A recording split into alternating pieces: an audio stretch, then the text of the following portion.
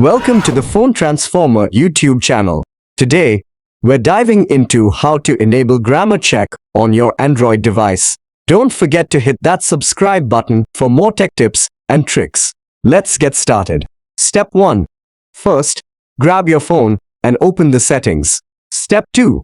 Once you're in settings, scroll through the options until you find additional settings and give that a tap. Step 3.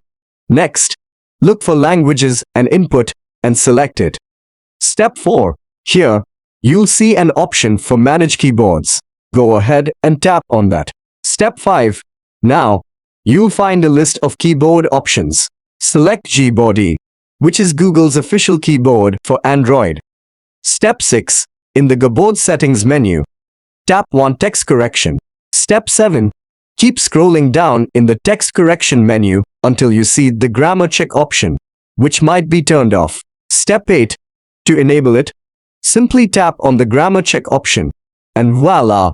You've now turned on grammar checking on your Android device. Congratulations! You've successfully enabled grammar check on your Android phone. Thanks for watching.